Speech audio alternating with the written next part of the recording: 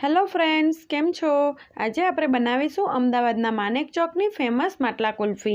બહાર જેવી સોફ્ટ માટલા કુલ્ફી ઘરે બનાવવી ખૂબ જ સરળ છે. તો ચલો માટલા કુલ્ફીની રેસીપી જોઈ લઈએ. રેસીપી સારી લાગે તો મારી ચેનલને લાઇક, શેર અને સબસ્ક્રાઈબ કરજો. માટલા કુલ્ફી બનાવવા માટે 1 લીટર ફૂલ ફેટવાળું દૂધ સાથે જ અડધો કપ ખાંડ, 3 ચમચી વેનીલા કસ્ટર્ડ પાવડર, 2 ચમચી મિલ્ક પાવડર અને 1 ચમચી ઇલાયચી પાવડર લીધો છે. માટલા કુલ્ફી બનાવવા માટે પહેલાં એક પેન લઈ તેમાં અડધો કપ ખાંડ ઉમેરીશું અને તેને સ્લો ફ્લેમ પર ઓગાળી લઈશું. ખાંડમાં આપણે કંઈ જ ઉમેરવાનું નથી. લગભગ વજનમાં જોઈએ તો ખાંડ 50 ગ્રામ જેટલી છે. હવે ખાંડ ઓગળે છે ત્યાં સુધી આપણે તેમાં ઉમેરવાની પેસ્ટ બનાવી લઈએ. 1 લીટર દૂધ લીધું છે, તેમાંથી જ અડધી વાટકી જેટલું ઠંડુ દૂધ લઈશું.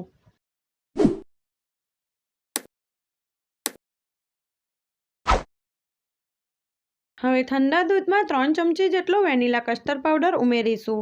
કસ્ટર્ડ પાવડરની જગ્યાએ તમે કોર્નફ્લોર પણ ઉમેરી શકો છો.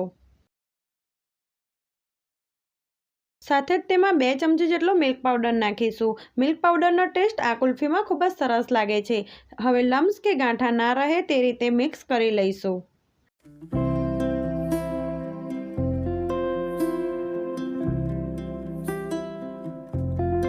બધું સારી રીતે મિક્સ થઈ ગયું છે, તો હમણાં તેને સાઈડ પર મૂકીશું. જે ખાંડ આપણે ઓગળવા માટે મૂકી હતી તે પણ ધીમે ધીમે ઓગળવા લાગી છે. હવે આપણે ગેસની ફ્લેમ મીડિયમ રાખી ખાંડને બરાબર ઓગાળી લઈશું. જેમ જેમ ખાંડ ઓગળશે તેમ તેનો કલર ગોલ્ડન બ્રાઉન થતો જશે. 2 થી 3 મિનિટ પછી તમે જોઈ શકો છો આ રીતે ખાંડને ઓગાળવાથી તેનો ગોલ્ડન બ્રાઉન કલર આવી જશે. હજી આપણે ખાંડને 1 થી 2 મિનિટ ઓગાળી લઈશું અને તેને સતત હલાવતા રહીશું. તમે જોઈ શકો છો આપણી ખાંડ બરાબર ઓગળી ગઈ છે અને તેનો કલર પણ ગોલ્ડન બ્રાઉન આવી ગયો છે. તો તેમાં 1 લીટર ઠંડુ દૂધ ઉમેરીશું. દૂધ ઉમેરીશું એટલે ખાંડ આ રીતે કડક થઈ જશે, પણ જેમ જેમ દૂધ ગરમ થતું જશે તેમ આ ખાંડ ઓગળવા માંડશે. હવે ગેસની ફ્લેમ મીડિયમ રાખી દૂધને ઉકાળી લઈશું. 2 થી 3 મિનિટ પછી તમે જોઈ શકો છો ખાંડ ધીમે ધીમે ઓગળવા લાગી છે. હવે આપણી ખાંડ સરસ ઓગળી ગઈ છે. ખાંડ ઓગળશે એટલે દૂધનો બ્રાઉન કલર થઈ જશે અને ગેસની ફ્લેમ મીડિયમ રાખી દૂધને ઉકાળી થોડું ઘટ્ટ થવા દઈશું. આ રીતે પહેલાં ખાંડને ઓગાળીને પછી દૂધ ઉમેરશો તો કુલ્ફીનો કલર ખૂબ જ સરસ આવશે. એટલે આપણે કોઈ પણ કલર ઉમેરવાની જરૂર નહીં પડે. વચ્ચે વચ્ચે આ રીતે દૂધની મલાઈને કિનારી પરથી મિક્સ કરતા રહેવાનું. ગેસની ફ્લેમ મીડિયમ રાખી હજી દૂધને 2 થી 3 મિનિટ ઉકાળી લઈશું. 4 થી 5 મિનિટ પછી તમે જોઈ શકો છો આપણું દૂધ ઉકળીને થોડું ઘટ્ટ થઈ ગયું છે. તો ગેસની ફ્લેમ સ્લો કરી દઈશું અને કસ્ટર્ડ પાવડર અને મિલ્ક પાવડરની પેસ્ટ બનાવીને રાખી છે તેને એક વખત મિક્સ કરી લઈશું. અને આ રીતે પેસ્ટને ધીમે ધીમે દૂધમાં ઉમેરતા જઈશું અને મિક્સ કરતા જઈશું એટલે દૂધમાં કોઈ લમ્સ કે ગાંઠા ના પડે. કસ્ટર્ડ પાવડર અને મિલ્ક પાવડરની પેસ્ટ ઉમેર્યા પછી દૂધને સતત હલાવતા રહેવાનું છે, જેથી તે તળિયે ચોંટે નહીં. અને ગેસની ફ્લેમ સ્લો ટુ મીડિયમ રાખીશું.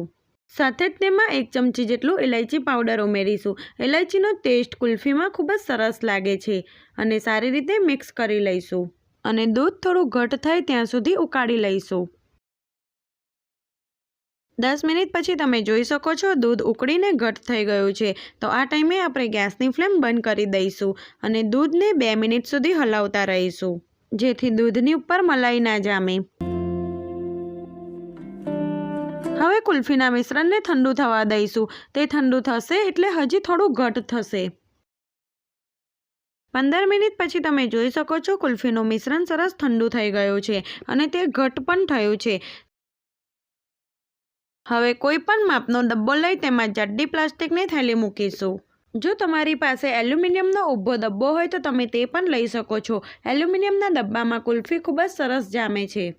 હવે આ પ્લાસ્ટિકની થેલીમાં આપણે કુલ્ફીનું બધું મિશ્રણ ભરી લઈશું.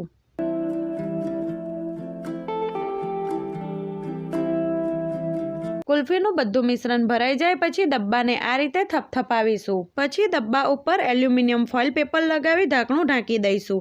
એલ્યુમિનિયમ ફોઇલ પેપર લગાવવાથી કુલ્ફીમાં બરફની કણી થતી નથી અને કુલ્ફી એકદમ સરસ બને છે. હવે કુલ્ફીના ડબ્બાને 8 થી 10 કલાક ફ્રીઝરમાં મૂકી દઈશું. 10 કલાક પછી તમે જોઈ શકો છો આપણી કુલ્ફી સરસ બની ગઈ છે. તો તેને પ્લાસ્ટિકની થેલીમાંથી કાઢી લઈશું. અને તમે જોઈ શકો છો આપણી કુલ્ફી ઉપર જરાક પણ બરફ જામ્યો નથી.